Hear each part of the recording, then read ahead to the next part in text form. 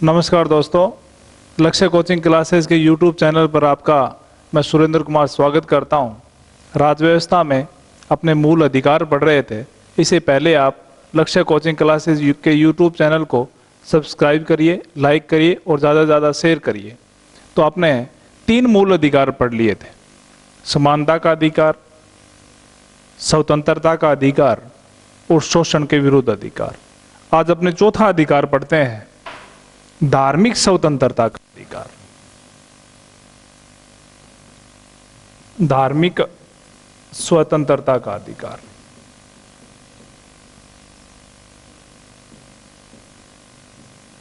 क्या हमें अपने धर्म का पालन करने का अधिकार है? क्या हमें अपने धर्म का पालन करने से कोई रोक सकता है? इन सब बातों का उल्लेख है धार्मिक स्वतंत्रता के अधिकार में। और धार्मिक स्वतंत्रता के अधिकार का उल्लेख है अनुच्छेद 25 से 28। क्या व्यवस्था की गई है, देखिए आप। अनुच्छेद 25, अनुच्छेद 25 में है धर्म का प्रचार प्रसार करना। हम अपने धर्म का प्रचार प्रसार कर सकते हैं, हमें अपने धर्म के प्रचार प्रसार से कोई रोक नहीं सकता, लेकिन हम अपने धर्म के अनुकूल आचरण भी कर सकते हैं। धर्म के अनुकूल आचरण भी कर सकते हैं। जैसे हमारे धर्म में लिखा गया है, हम उसके हिसाब से उसका कर सकते हैं, उसके आचरण भी कर सकते हैं। जैसे कि सिख धर्म में कृपाण धारण की जाती है। हथियार रखना गैर कानूनी है, लेकिन हम अपने धर्म के अनुकूल के हिसाब से कटार रख सकते हैं। जैसे कि कई प्रथाएं हैं, जैसे समाधि लेना है, जैन धर्म की संतारा प्रथा है, वो एक तरीके से आत्महत्या है, लेकिन सर्वोच्च न्यायालय ने संतारा प्रथा को क्या माना है? अनुच्छेद 25 के तहत धर्म के अनुकूल आचरण माना है। ऐसा किया जा सकता है, ऐसे हमारे धर्म में लिखा गया है। दोबारा देखिए आप, अनुच्छेद 25 धर्म का प्रचार प्रसार कर सकते हैं और हम अपने धर्म के अनुकूल आचरण भी कर सकते हैं। आगे देखिए आप, अनुच्छेद 26। अनुच्छेद 26 में है हम अपनी धार्मिक संस्थाओं का प्रबंधन कर सकते हैं। हम अपनी धार्मिक संस्थाओं का प्रबंधन कर सकते हैं, मैनेजमेंट कर सकते हैं, कमेटियां बना सकते हैं अनुच्छेद 26 के हिसाब से। 27 में देखिए आप, कोई भी व्यक्ति धर्म विशेष को प्रोत्साहन देने के लिए उसे आर्थिक मदद दे सकता है। क्या दे सकता है?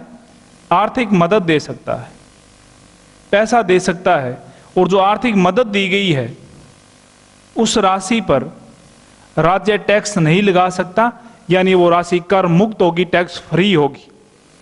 दोबारा देखिए आप, अनुच्छेद 27 में कोई व्यक्ति किसी धर्म को प्रोत्साहन देने के लिए पैसा दे सकता है, उसकी आर्थिक मदद कर सकता है। जो आर्थिक मदद की गई है उन पैसों पर किसी भी प्रकार का टैक्स नहीं लगेगा, कर नहीं लगेगा। 28 में देखिए आप, 28 में है धार्मिक स्वतंत्रता का अधिकार में अनुच्छेद 28 में है कि कोई भी व्यक्ति धार्मिक शिक्षा नहीं ले सकता। कहां नहीं ले सकता? देखिए आप, जो भी भारत की सरकारी संस्थाएं हैं, गैर सरकारी प्राइवेट संस्थाएं हैं, जो भी वित्त पोषित संस्थाएं हैं, ऐसी शिक्षण संस्थाओं में, दोबारा देखिए, सरकारी, गैर सरकारी या वित्त पोषित शिक्षण संस्थाओं में धार्मिक शिक्षा नहीं दी जा सकती। जैसे गवर्नमेंट स्कूल्स हैं, प्राइवेट स्कूल्स हैं, वहां पर हम धार्मिक शिक्षा नहीं दे सकते, किसी भी धर्म से संबंधित शिक्षा नहीं दे सकते। दोबारा देखिए आप, अब चौथा हमारा मूल अधिकार है धार्मिक स्वतंत्रता का अधिकार, अनुच्छेद 25 से 28। अनुच्छेद 25 में हम अपने धर्म का प्रचार प्रसार कर सकते हैं, धर्म के अनुकूल आचरण भी कर सकते हैं। और पूछ ले कि कृपाण धारण करना है, संथारा प्रथा है, ये किसके उदाहरण है? कृपाण धारण करना है, संथारा प्रथा है, समाधि है, ये सारे के सारे किस अनुच्छेद के तहत किए जा सकते हैं? अनुच्छेद 25 के तहत किए जा सकते हैं। ये सब धर्म के अनुकूल आचरण है, धर्म के अनुकूल आचरण है। 26, हम अपनी धार्मिक संस्थाओं का प्रबंधन कर सकते हैं, मैनेजमेंट कर सकते हैं, कमेटी बना सकते हैं, इससे संबंधित अनुच्छेद 26 के हिसाब से। अनुच्छेद 27 में कोई भी व्यक्ति या कोई भी संस्था, किसी भी मंदिर, मस्जिद, जो भी धार्मिक संस्थाएं हैं वहां पर आर्थिक मदद की जा सकती है, उसकी आर्थिक सहायता की जा सकती है। और जो आर्थिक सहायता की गई है उस राशि पर राज्य किसी भी प्रकार का टैक्स नहीं लगा सकता, ये कर मुक्त होंगे। 28 में जो भी सरकारी, गैर सरकारी या वित्त पोषित शिक्षण संस्थाएं हैं वहां पर धार्मिक शिक्षा नहीं दी जा सकती, धार्मिक शिक्षा नहीं दी जा सकती। अब मेरा प्रश्न ये है कि क्या अनुच्छेद 25 से 28 तक रोक लगाई जा सकती है? क्या धार्मिक स्वतंत्रता के अधिकार को प्रतिबंधित किया जा सकता है? किया जा सकता है। कैसे किया जा सकता है? कंडीशन है, कंडीशन ये है कि स्वास्थ्य, स्वास्थ्य, एक है लोक व्यवस्था, एक है सदाचार। 3 है स्वास्थ्य, लोक व्यवस्था और सदाचार। 3 शब्द दोबारा सुन लीजिए आप। स्वास्थ्य, यदि किसी व्यक्ति विशेष का स्वास्थ्य खराब है और वो अपने धर्म का प्रचार प्रसार कर रहा है या धर्म के अनुकूल आचरण कर रहा है, ऐसी स्थिति में उस पर रोक लगाई जा सकती है, उसको स्वास्थ्य का आधार मानकर। लोक व्यवस्था, किसी प्रकार की अशांति का डर है, ऐसी स्थिति में अनुच्छेद 25 से लेकर 25-28 तक रोक लगाई जा सकती है। सदाचार, उसका आचरण सही नहीं है तो भी लगाया जा सकता है। तो धार्मिक स्वतंत्रता के अधिकारों पर रोक लगाई जा सकती है, मुख्यतः अनुच्छेद 25 पर रोक लगाई जा सकती है। 3 शब्द हैं, स्वास्थ्य, लोक व्यवस्था, सदाचार। तो हमारा चौथा अधिकार था धार्मिक स्वतंत्रता का अधिकार, इसमें हमने अनुच्छेद 25, 26, 27 और 28 पढ़ा। हमारा नेक्स्ट जो अधिकार आता है वो है शिक्षा एवं संस्कृति का अधिकार। अगला अधिकार है अपना शिक्षा और संस्कृति का अधिकार। 5वां अधिकार शिक्षा,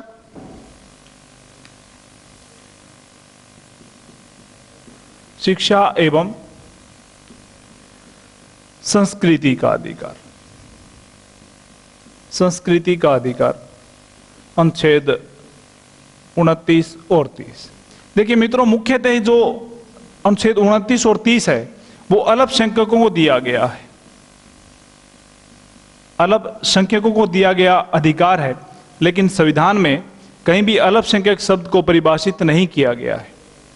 अल्पसंख्यक जिनकी संख्या कम होती है वो अल्पसंख्यक में है, लेकिन कहीं भी ये नहीं कहा गया कि ये वर्ग है वो अल्पसंख्यक में आएंगे। वो क्षेत्र के हिसाब से है। कश्मीर में हिंदू अल्पसंख्यक है तो हमारे यहाँ पर मुस्लिम अल्पसंख्यक है, ईसाई है, बौद्ध है।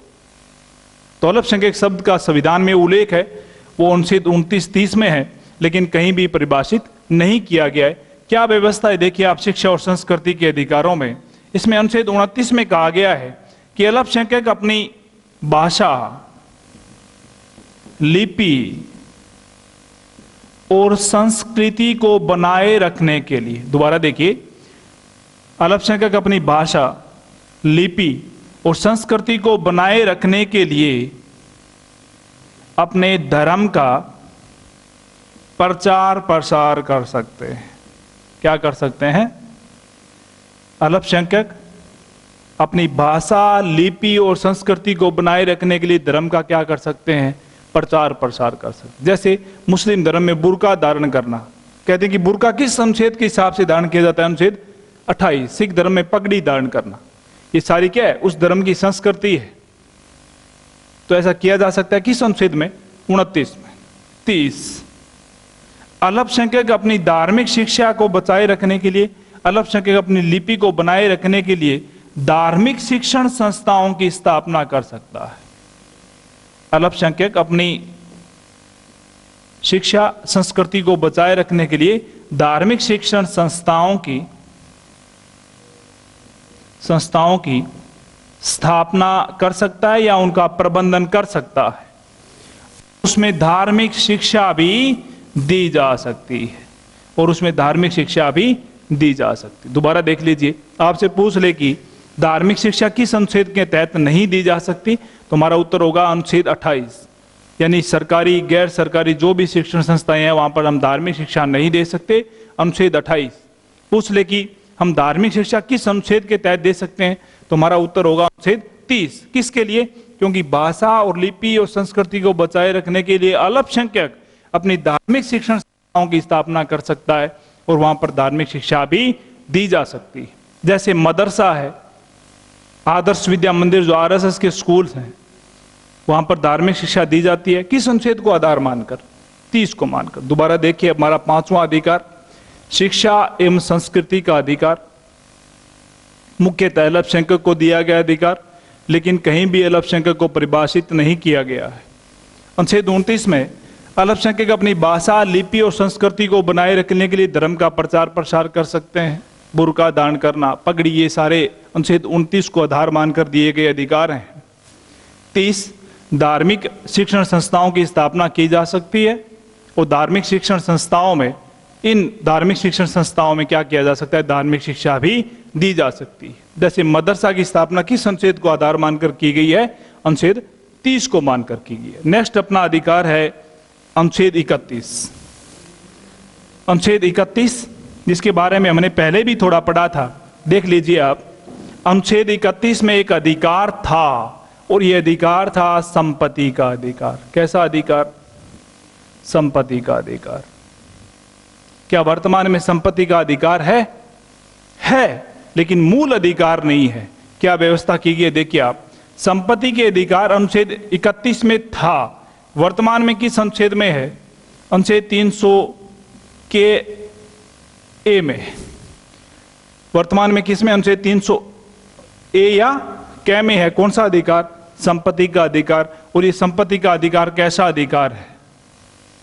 कानूनी अधिकार है या विधिक अधिकार है? कहने का मीनिंग यही है कि वर्तमान में संपत्ति का अधिकार मूल अधिकार नहीं है, यह कानूनी अधिकार या विधिक अधिकार है। वर्तमान में अनुच्छेद 300 ए या कै में इसका उल्लेख है, लेकिन पहले किस में था? अनुच्छेद 31 में था। संविधान में 44वां संविधान संशोधन हुआ था 1978 में। इसी संशोधन के द्वारा इसे कैसा अधिकार बना दिया? कानूनी अधिकार बना दिया। कई बार पूछा जाता है कि इस समय प्रधानमंत्री कौन थे, तो प्रधानमंत्री मोरारजी देसाई थे और इसमें समय जो राष्ट्रपति थे वो थे नीलम संजीव रेड्डी। नीलम संजीव रेड्डी। तो ऐसा भी पूछा जा सकता है कि संपत्ति के अधिकार को कानूनी अधिकार किस राष्ट्रपति के काल में किया गया? नीलम संजीव रेड्डी। विधिक अधिकार किस के कार्यकाल में बनाया गया? मोरारजी देसाई। किस संशोधन के द्वारा? 44वां संशोधन। कब हुआ था? 1978। वर्तमान में किस अनुच्छेद में है? अनुच्छेद 300 ए या कै में है। किस में था? तो अनुच्छेद 31 में था। आगे देखिए आप अपना नेक्स्ट अधिकार, अनुच्छेद 32। अनुच्छेद 32 है, उसे कहा जाता है संविधान की आत्मा। क्यों कहा जाता है और किसने कहा? देखिए आप, अनुच्छेद 32 में है संवैधानिक उपचारों का अधिकार। संवैधानिक उपचारों का अधिकार। Doctor B R. अम्बेडकर ने अनुच्छेद 32 को कहा था संविधान की आत्मा। क्या कहा था?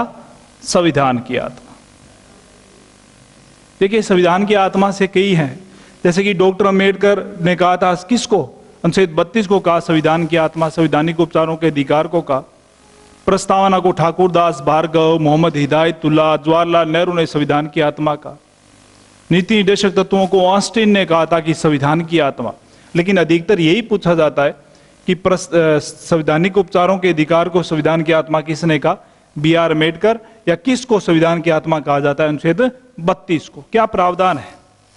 प्रावधान ये कि हमने पहले ही कहा था कि मूल अधिकार कानूनी अधिकार है।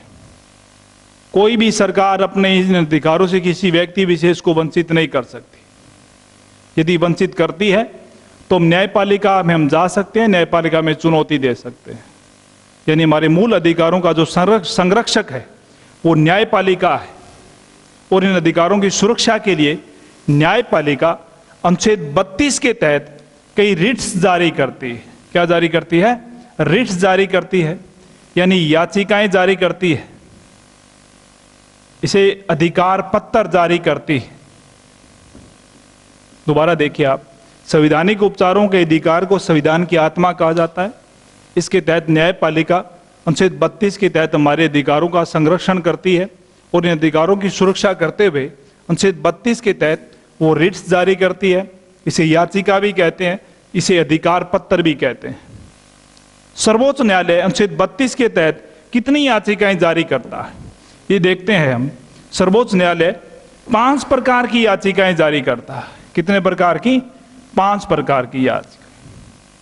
कौन कौन से देखिए आप। पहली याचिका है बंदी प्रत्यक्षीकरण। कौन सी याचिका? बंदी प्रत्यक्षीकरण। इसे हैबियस कॉर्पस भी कहते हैं। पहली याचिका कौन सी? बंदी प्रत्यक्षीकरण, हैबियस कॉर्पस। मीनिंग हो जाएगा सशरीर उपस्थित करना। सशरीर उपस्थित करना। क्या होता है इस याचिका में? मान लीजिए किसी व्यक्ति को गिरफ्तार किया है और इस गिरफ्तारी से लगे कि उसके मूल अधिकारों का हनन हो रहा है, तो ये स्पेशल कहा गया कि किसी व्यक्ति को गिरफ्तार किया जाता है तो उसे 24 घंटे में न्यायालय के समक्ष पेश करना पड़ेगा। सशरीर यानी उसको खुद को उपस्थित करना पड़ेगा। कौन सी याचिका? बंदी प्रत्यक्षीकरण, हैबियस कॉर्पस। दूसरी याचिका होती है परमादेश। इसे मेडेमस भी कहते हैं। मीनिंग होता है हम आदेश देते हैं। मीनिंग क्या होता है? हम आदेश देते हैं। कौन देता है आदेश? मान लीजिए कोई संस्था या कोई व्यक्ति यदि अपने कर्तव्य को नहीं निभा रहा है। दोबारा सुनिए आप, परमादेश में क्या होता है, मेडेमस में क्या होता है? कोई व्यक्ति या संस्था अपना कर्तव्य नहीं निभा रहा है, अपनी ड्यूटी नहीं निभा रहा है, ऐसी स्थिति से यदि किसी व्यक्ति के अधिकारों का हनन होता है, किसी प्रकार का नुकसान होता है, तो सर्वोच्च न्यायालय उसके खिलाफ याचिका जारी करता है। कौन सी? परमादेश। सर्वोच्च न्यायालय कहता है कि हम आदेश देते हैं कि आप काम करिए, तो हम आदेश देते हैं। कौन सी याचिका है? परमादेश। तीसरी याचिका है प्रतिषेध। प्रतिषेध, इसे प्रोविशन भी कहते हैं। प्रोविशन यानी रोकना। और रोकना कब? अधिकार क्षेत्र से बाहर रोकना। अधिकार क्षेत्र से बाहर रोकना। कैसे? मुख्यतः ये 3 नंबर और 4 नंबर याचिका न्यायपालिका के लिए जारी की जाती है। इस प्रतिषेध याचिका या प्रोविशन याचिका में यदि कोई संस्था अपने अधिकार क्षेत्र को छोड़कर दूसरे किसी अधिकार क्षेत्र में हस्तक्षेप करती है, यानी अपने अधिकार क्षेत्र को छोड़कर दूसरे के मामले में हस्तक्षेप करती है, ऐसा होने से किसी व्यक्ति विशेष का मतलब अधिकारों का हनन होता है, तो याचिका कौन सी जारी की जाएगी? प्रतिषेध यानी अधिकार क्षेत्र से बाहर जाने से रोकने के लिए याचिका होती है। अधीनस्थ न्यायालयों के लिए जारी की जा सकती है। कौन सी याचिका? प्रतिषेध। अगली याचिका है उत्प्रेषण। उत्प्रेषण यानी सरचोरी। सरचोरी कहते हैं। इसका मीनिंग होता है मांगना। इसका मीनिंग होता है सूचित करना, और इसी का मीनिंग होता है रोकना। उत्प्रेषण, सर्च्योरी मुख्यतः अधीनस्थ न्यायालयों के लिए, उच्च न्यायालय के लिए जारी की जाती है। कब की जाती है? देखिए आप, कोई भी मामला यदि आपका उच्च न्यायालय में चल रहा है या किसी अन्य न्यायालय में चल रहा है, किसी अधीनस्थ न्यायालय में चल रहा है, और आपको किसी प्रकार का कोई न्याय में संदेह है, ऐसी स्थिति में आप ये याचिका जारी करवा सकते हो।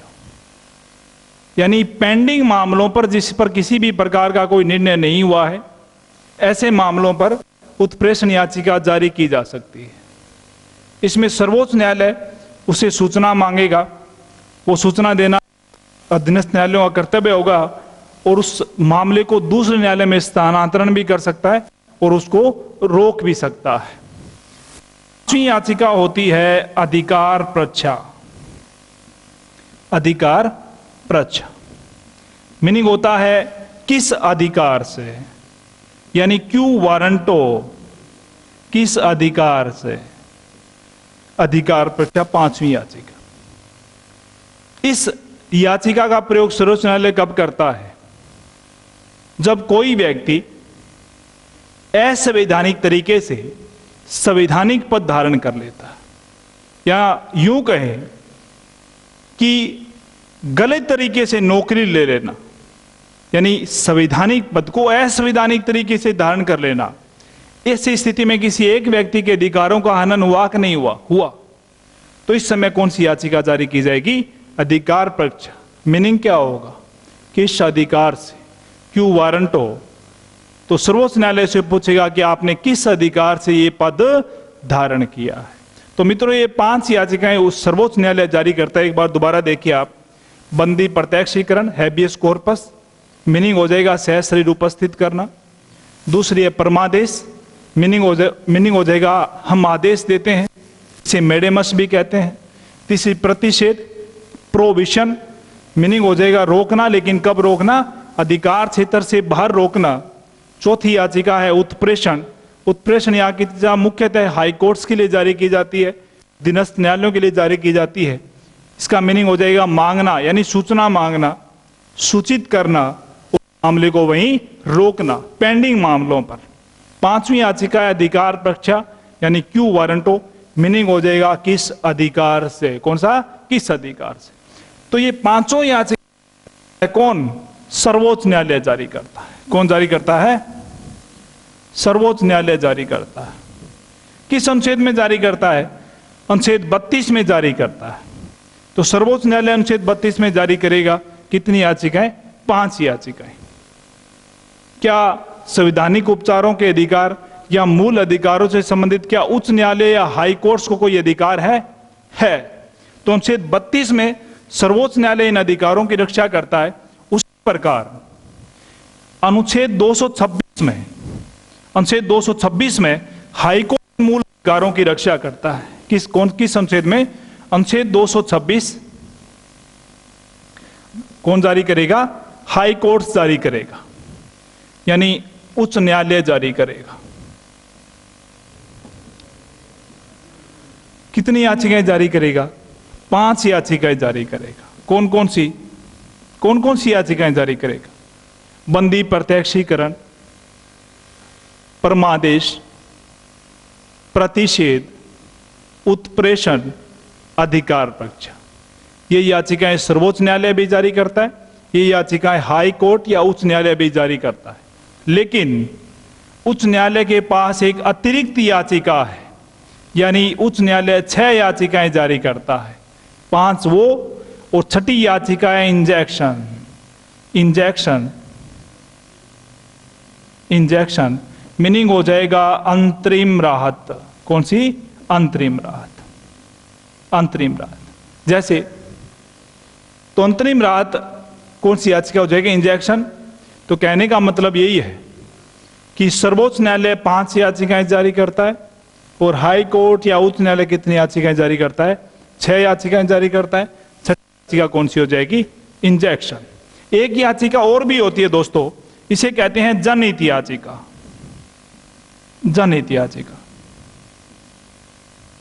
इसे कहते हैं लोकहितवाद। जनहित याचिका ये अमेरिका से ली गई एक अवधारणा है। संविधान में, भारतीय संविधान में जनहित याचिका का कोई उल्लेख नहीं है। भारत में जनहित याचिका शुरू करने का जो श्रेय है वो पीएन भगवती को है। कब जारी की जाती है? जनहित यानी किसी एक बड़े समूह का हित होता हो, ऐसी स्थिति में याचिका सर्वोच्च न्यायालय हाई कोर्ट जारी कर सकता है। जब ऐसी कोई न्यूज आई हो, जैसे कि अतिक्रमण से संबंधित है, जोड़ में अतिक्रमण से संबंधित है, या किसी ने ऐसी बड़े समूह को नुकसान पहुंचाया, फायदा एक को, और ऐसी खबर आई हो, या फिर कई बार हम सुनते हैं कि किसी पागल व्यक्ति को, मंदबुद्धि व्यक्ति को बेड़ियों से बांध रखा है, कमरे में बंद कर रखा है, ऐसी स्थिति, ऐसी कोई न्यूज पेपर में आई हो, तो उसको आधार मानकर ये न्यायपालिका कौन सी याचिका जारी कर सकता है? जनहित याचिका। लोकहितवाद भारत में शुरू करने का श्रेय पीएन भगवती को, जो न्यायाधीश थे, अमेरिका से ली गई एक अवधारणा है। तो ये था हमारा अनुच्छेद 32, संवैधानिक उपचारों का अधिकार। इसे डॉक्टर अम्बेडकर ने कहा था संविधान की आत्मा। नेक्स्ट अपने अधिकार आते हैं अनुच्छेद 33, 34 और 35। देखिए क्या व्यवस्था की गई है। आप अनुच्छेद 33 34, 35। देखिए अनुच्छेद 33 में कहा गया है कि सैन्य बल जो अर्ध सैन्य बल है या फिर लोक व्यवस्था, या कह सकते हैं कि खुफिया तंत्र, खुफिया तंत्र यानी सीबीआई है, आईबी है, रो है, इनसे जुड़े हुए व्यक्तियों के अधिकारों में संसद क्या कर सकती है? कटौती कर सकती है। दोबारा देखिए आप, अनुच्छेद 33 में क्या व्यवस्था है? सैन्य बल आर्मी से जुड़ा हुआ कोई व्यक्ति, अर्ध सैन्य बल बीएसएफ, सीएसएफ, सीआरपीएफ, एसएसबी है।